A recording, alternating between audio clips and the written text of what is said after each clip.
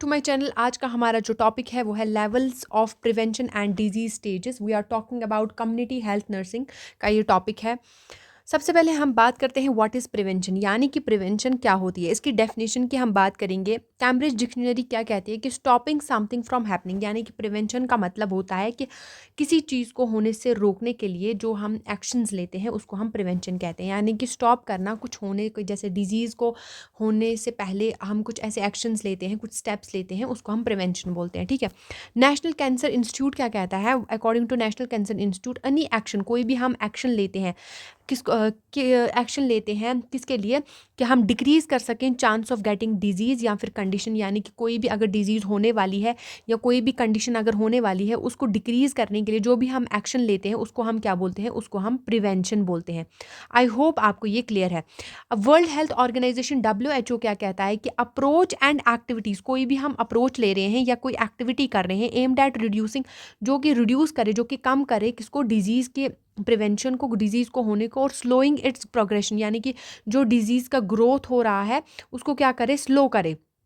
ठीक है। और रिड्यूस करे जो भी इसकी डिसेबिलिटी, फर्दर जो डिजीज़ की वजह से जो भी आगे कॉम्प्लिकेशंस आगे आने वाले हैं, जो उसकी वजह से आगे डिसेबिलिटी होने वाली है, उसको क्या करे? उसको रिड्यूस करे। उसको हम क्या बोलते हैं? Prevention. Prevention means, simple terms में अगर मैं प्रिवेंशन आपको बताऊं, प्रिवेंशन मीन्स टेकिंग एक्शन, कि हम कोई एक्शन ले रहे हैं टू स्टॉप डिजीज़, ताकि हम डिजीज़ को स्टॉप कर सके। पहले तो हम डिजीज़ को ही ख़त्म कर सके, स्टॉप कर सके, और फिर उसके चांस आगे जो ग्रोथ है उसका होने वाला है, प्रोग्रेशन होने वाला है, उसको हम क्या कर सकें? स्टॉप कर सकें, या फिर उसको हम रिड्यूस कर सकें, कम कर सकें। बिफोर इट स्टार्ट होने से पहले ही जो हम क्या करते हैं, जो हम एक्शन लेते हैं ताकि हम डिजीज़ को स्टॉप कर सकें।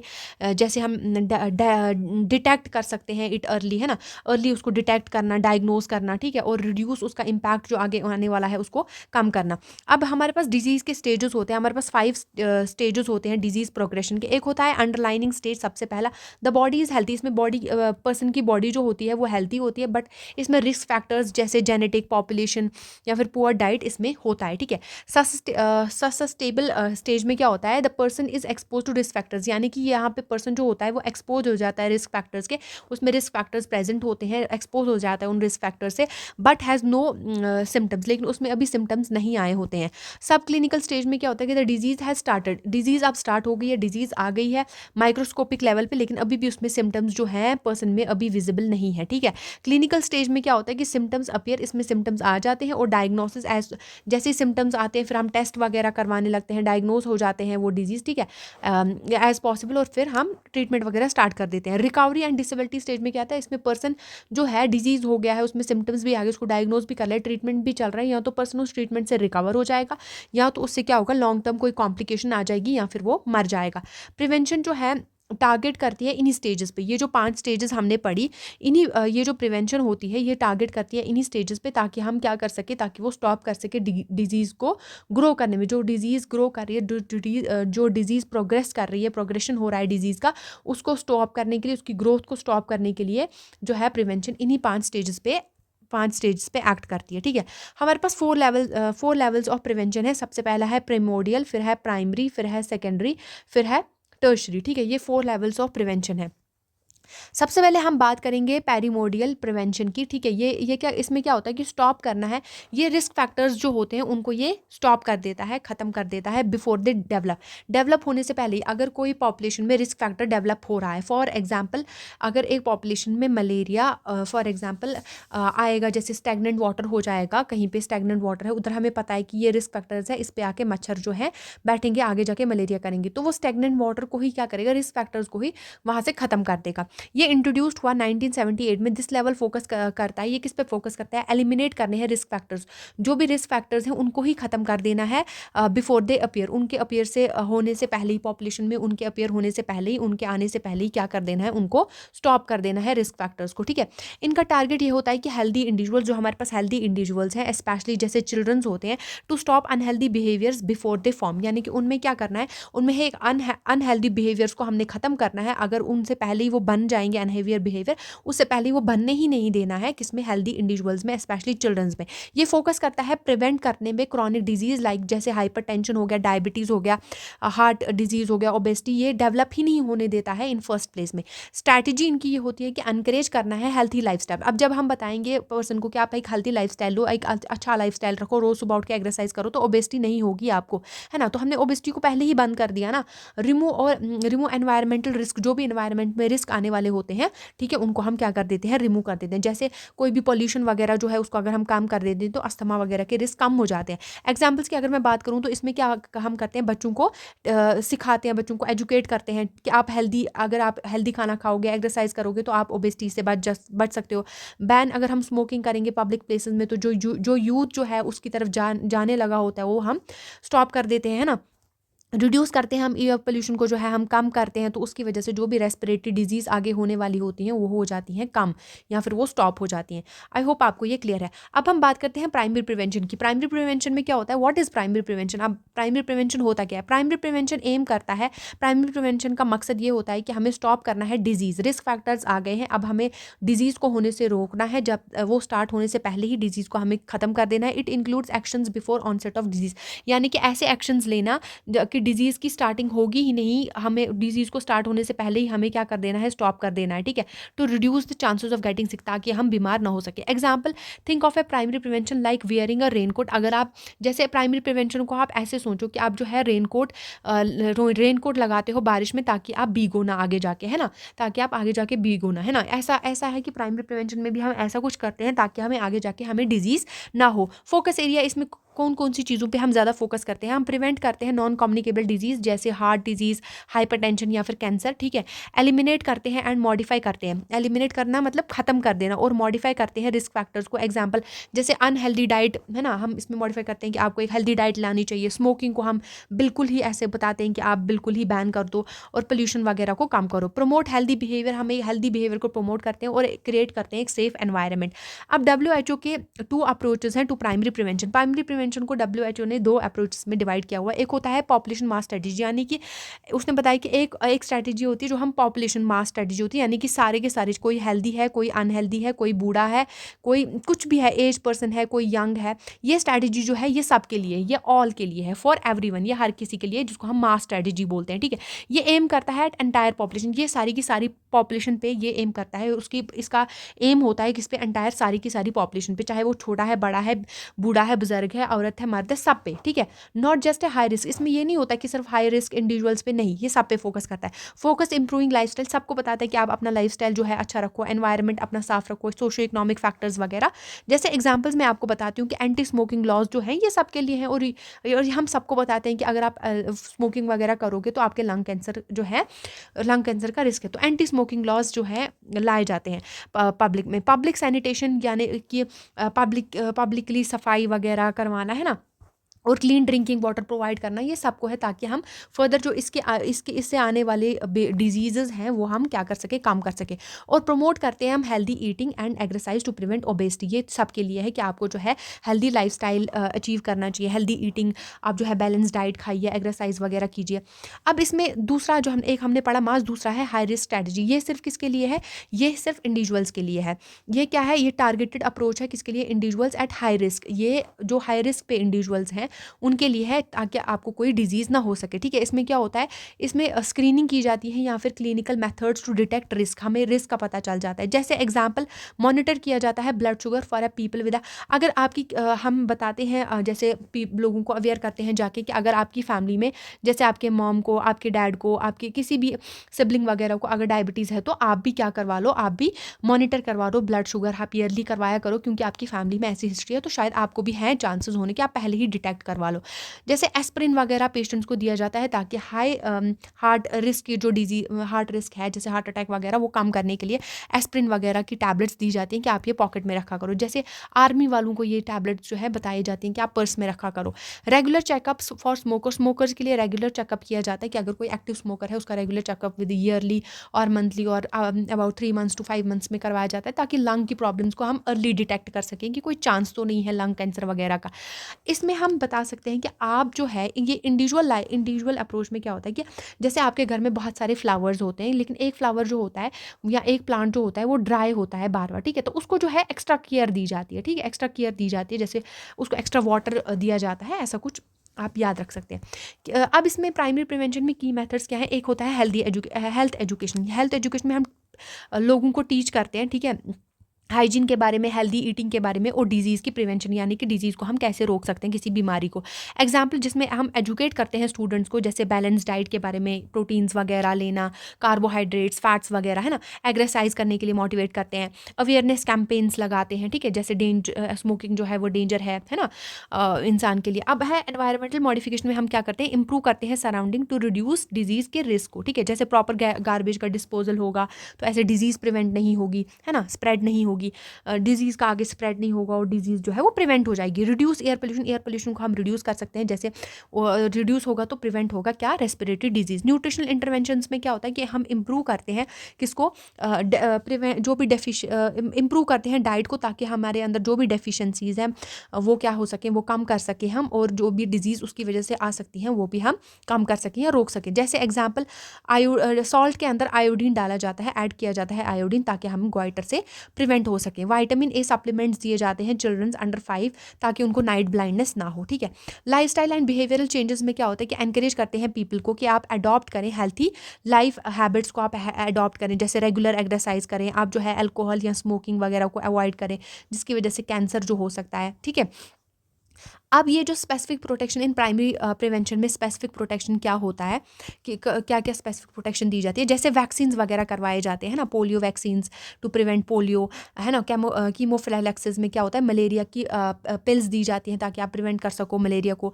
PPE personal protective equipments, gloves, mask and aprons वगैरह हॉस्पिटल का स्टाफ लगाता है ना, ताकि आप प्रिवेंट कर सको ये इन्फेक्शंस वगैरह को। रोड सेफ्टी जैसे सीट बेल्ट्स या फिर हेलमेट्स लगाए जाते हैं एक्सीडेंट्स को प्रिवेंट करने के लिए, है ना। लास्ट में तो ये सब चीज़ें अगर होंगी तो हॉस्पिटल में ही बंदा आएगा, बंदा तो डिजीज़ ही कहलाएगा, तो इसलिए हम क्या करते हैं, उनको बताते हैं कि हेलमेट्स और सीट बेल्ट्स लगाया करो। फिर अगर मैं आपको इसका एक क्विक रिकैप बताऊं तो प्राइमरी प्रिवेंशन हमने पढ़ा कि हम स्टॉप कर देते हैं डिजीज़ को बिफोर वो स्टार्ट होने से पहले। इसके हमने 2 अप्रोचेस पढ़े, मास स्ट्रैटेजी जो सबके लिए है, और हाई रिस्क स्ट्रैटेजी वो सिर्फ उन इंडिविजुअल्स के लिए जो इस टाइम हाई रिस्क पे हैं, ठीक है। मास स्ट्रैटेजी में हम जैसे healthy lifestyle, clean water, anti smoking laws, ऐसा कुछ, और इसमें स्क्रीनिंग, अर्ली मेडिकल इंटरवेंशन, ऐसा कुछ। Methods of primary prevention, health education देते हैं जिसमें अवेयरनेस कैंपेन्स वगैरह, एनवायरमेंटल मॉडिफिकेशन जैसे सैनिटेशन, पोल्यूशन कंट्रोल वगैरह, ठीक है। न्यूट्रिशनल इंटरवेंशन जैसे iodine and salt, vitamin A for kids, और लाइफस्टाइल चेंजेस में exercise, no smoking and healthy eating का, ऐसा हम बताते हैं। अब आप इसको कैसे याद रख सकते हो, पी से होता है प्राइमरी, पी से होता है प्रिवेंशन, पी से होता है प्रोटेक्शन, पी से होता है प्रमोशन। इसमें हम प्रिवेंशन करते हैं, प्रोटेक्शन करते हैं और प्रमोशन करते हैं। अब हम बात करते हैं सेकेंडरी प्रिवेंशन की। सेकेंडरी प्रिवेंशन में क्या होता है, what is secondary prevention. Secondary prevention का एम होता है ताकि हम डिटेक्ट कर सकें डिजीज़ को, हम डिटेक्ट कर सकें जितने जल्दी हो सके उतने जल्दी, और हम उसका जल्दी से जल्दी ट्रीटमेंट कर सकें ताकि डिजीज़ जो है वो आगे फैलने से हम उसको रोक सकें, स्टॉप कर सकें उसकी ग्रोथ को, ठीक है। एग्जाम्पल, आप एग्जाम्पल लीजिए कि आपने जो है आपके घर, फॉर एग्जाम्पल किसी के घर में आग लग जाती है, तो उसने जो है अगर किचन में आग लग रही है तो किचन में ही जो आग बुझा दी है तो आगे स्प्रेड नहीं होगी, ठीक है। मतलब catching a small fire before it spreads, ठीक, पूरे घर में लगने से पहले अगर उसको पहले ही पता चलता है कहाँ पे लगता है, वो जल्दी जल्दी बुझा देता है, आगे आगे फर्दर जो है वो स्प्रेड नहीं होती है। ऐसा ही होता है अगर हम जल्दी से जल्दी जो है अर्ली डायग्नोज करेंगे किसी डिजीज़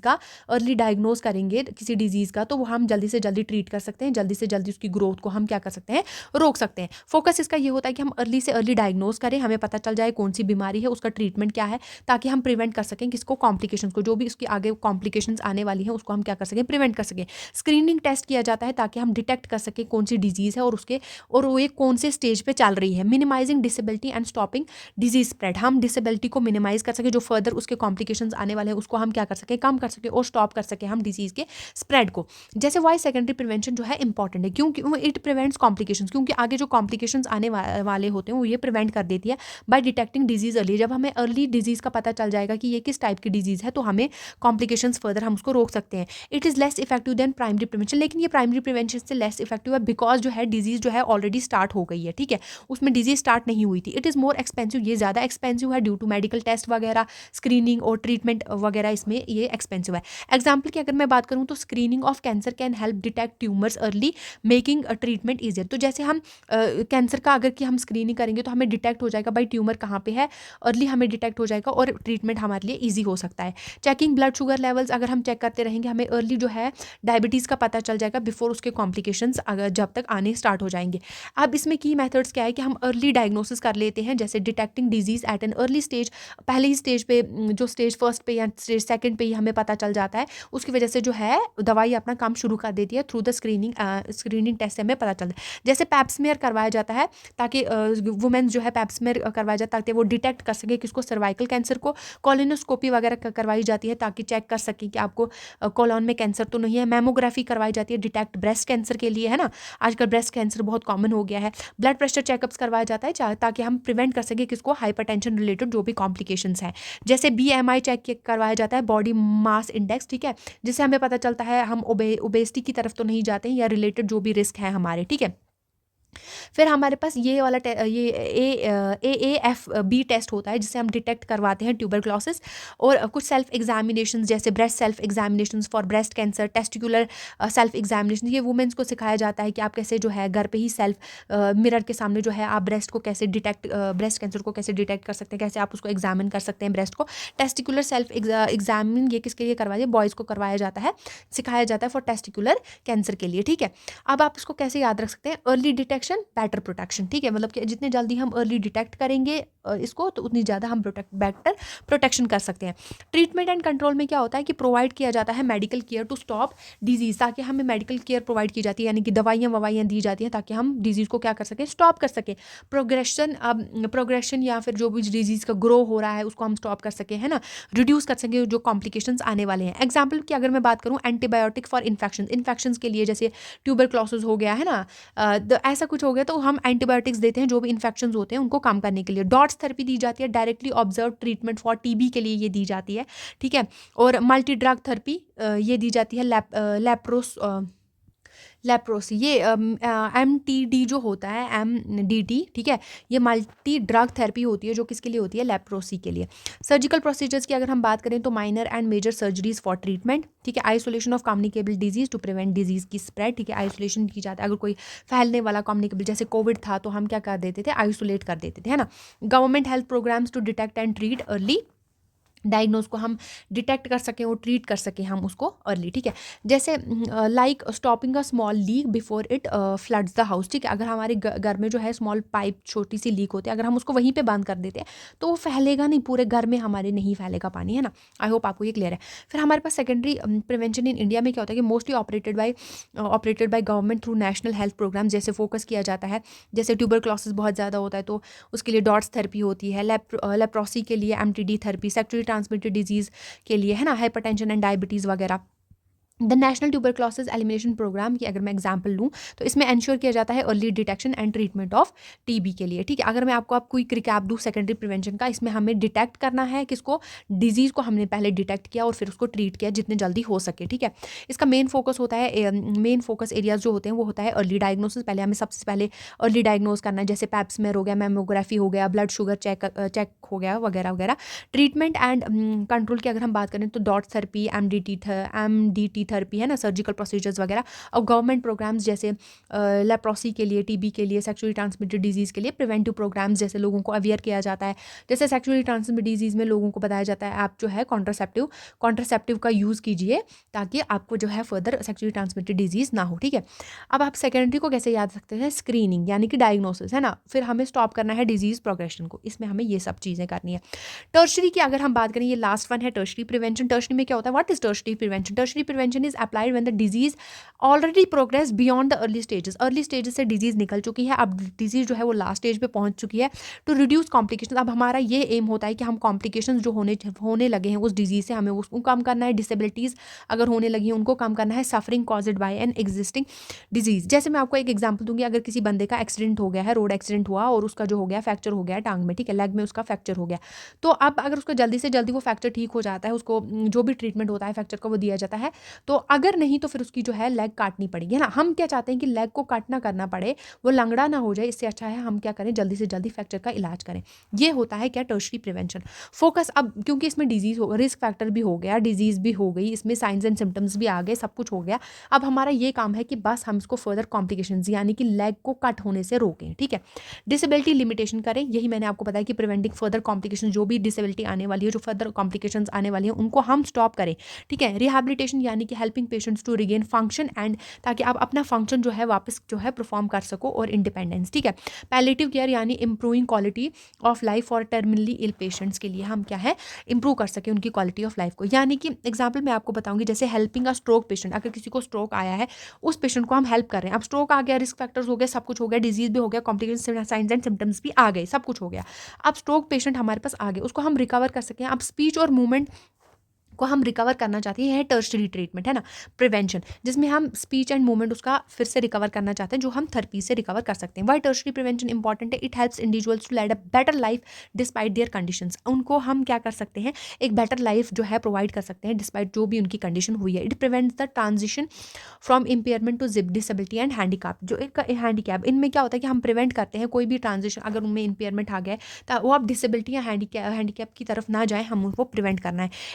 ये include long term care, rehabilitation and, इसमें क्या होता है, लॉन्ग टर्म केयर दी जाती है, रिहैबिलिटेशन या फिर पैलेटिव केयर भी दी जाती है। एग्जाम्पल, एक पेशेंट है जिसने लॉस कर दी है, मैंने आपको बताया था कि लॉस करती है leg in an accident, learns to walk using, जैसे अब इसमें लॉस कर दी है, लेग भी लॉस हो गई। अब इसमें क्या किया जाता है, या तो वो फिर ऐसे व्हील चेयर पर चढ़ेगा, या तो फिर एक चीज़ है उसको प्रोस्थेटिक लिम्प लगाना है, ठीक है, वो प्लास्टिक की टांगे वगैरह लगाई जाती है, या फिर उसको ऐसे कैंसर पेशेंट जैसे रिसीव करता है palliative care to reduce pain, ताकि उसको पेन को कम कर सके और इंप्रूव कर सके वो कम्फर्ट, ठीक है। की मेथड्स फॉर थेरेपेटिक, इसमें डिसेबिलिटी को लिमिट किया जाता है, ठीक है। जैसे फॉर एग्जांपल मैं आपको बोलूँगी, प्रिवेंटिंग फर्दर डिसेबिलिटी, कोई भी डिसेबिलिटी फर्दर ना हो, कॉम्प्लिकेशंस इन पेशेंट, जैसे फिजियोथेरेपी हो गया, हम देते हैं for stroke patients to regain movement. Insulin therapy देते हैं डायबिटीज़ पेशेंट को, ताकि ऑर्गन का डैमेज ना हो। स्पीच थेरेपी देते हैं पेशेंट्स को, ताकि हम क्या करें, पीपल रिकवर करें न्यूरोलॉजिकल कंडीशंस। आपको सिर्फ ऐसे याद रखना है, stop the disease from getting worse, ठीक है। रिहैबिलिटेशन में क्या होता है, helping patient to regain independence after serious illness और injury, can be medical, vocational, physiological या फिर सोशनल रिहैबिलिटेशन हो सकती है, ठीक है। आप जो है पेशेंट को क्या लाते हैं वापस, अगर उसको इंजरी या फिर इलनेस हो गया, कोई सीरियस इंजरी या फिर इलनेस हुई है, उसकी इंडिपेंडेंस को रिगेन करवाते हैं। एग्जाम्पल मैं आपको बात करूँ, जैसे वॉकर्स हो गया, प्रोस्थेटिक लिम्स हो गया, लर्निंग टू वॉक आफ्टर अब आपको हो गया है, वो चीज़ हो गई है, आपकी लिम्स कट हो गई हैं, तो वो क्या करते हैं, वो आपको सिखाते हैं कि आपको इससे इस चीज़ को कैसे अप्लाई करना है, कैसे उससे एडजस्ट करना है, जैसे जॉइंट रिप्लेसमेंट में भी होता है। Cardiac rehabilitation exercise programs for heart patients के लिए आप बताते हो, है ना। मेंटल हेल्थ थेरेपी में जैसे इंडिविजुअल्स जो होते हैं, उनमें क्या किया जाता है, उनको डिप्रेशन वगैरह से निकालने के लिए जैसे मेंटल हेल्थ थेरेपीज दी जाती है, और वोकेशनल ट्रेनिंग जैसे job skills and teaching of job skills and disabled individuals, ठीक है। एक्सप्लेनेशन में अगर मैं बात करूँ सिंपलेस्ट वे में, आप इसको कैसे याद रखते हैं, helping someone return to normal after illness और injury. Palliative and hospice care में क्या होता है कि providing comfort and improving the quality of life for जो भी terminally ill patients, providing comfort and improve of quality, मतलब क्या होता है इसमें कि जो भी टर्मिनली इल पेशेंट्स होते हैं, अब जिनको डिजीज़ हो गया, फॉर एग्जांपल किसी की लेग काट दी है, किसी का कुछ भी अगर डिजीज़ हो गया है, और वो जो है बिल्कुल उसको डिजीज़ जो है लास्ट स्टेज पे हो गया है ना, तो उसमें क्या होता है, उसमें जैसे कैंसर वाले पेशेंट्स को क्या किया जाता है, पेन रिलीफ दी जाती है फॉर कैंसर पेशेंट्स के लिए, ठीक है। काउंसलिंग एंड इमोशनल सपोर्ट, जो एंड स्टेज डिजीज़ होती है, उनको काउंसलिंग और इमोशनल सपोर्ट दिया जाता है, जैसे मेंटली इल पर्सनस को, है ना, काउंसलिंग वगैरह की जाती है। और इंडिविजुअल्स को जो है टर्मिनली इल इंडिविजुअल्स को हॉस्पिटल केयर भी दी जाती है। अब आप इसको कैसे याद कर सकते हैं, नॉट क्योरिंग बट केयरिंग, इसको हम तो ठीक नहीं कर सकते, लेकिन हम उनकी केयर कर सकते हैं। अब मैं आपको बता दूं कि टर्शरी प्रिवेंशन में हमने क्या पढ़ा, managing and improving life with disease. जो अब डिजीज़ हो गई है, उसको हमें उसकी लाइफ को हमें मैनेज कैसे करना है, उनकी लाइफ को हमें इम्प्रूव कैसे करना है। मेन फोकस हमारे एरियाज़ पे क्या होता है, डिसेबिलिटी लिमिटेशन यानी कि physiotherapy, speech therapy, insulin therapy, और रिहैबिलिटेशन में क्या होता है, जैसे प्रोस्थेटिक वो हो गया है ना, लिम्स वगैरह, मेंटली हेल्थ थेरेपीज़ वगैरह, जॉब ट्रेनिंग वगैरह, है ना। पैलेटिव केयर में हो गया pain relief, counselling and hospital care वगैरह। आप इसको कैसे याद रख सकते हो, टी से होता है टर्शरी, टी से क्या होता है टर्शरी, जैसे treatment after after disease progression, यानी कि ट्रीटमेंट देना आफ्टर डिजीज़ को जो है वो ग्रो कर गई है। आई होप आपको ये क्लियर है। Thank you so much.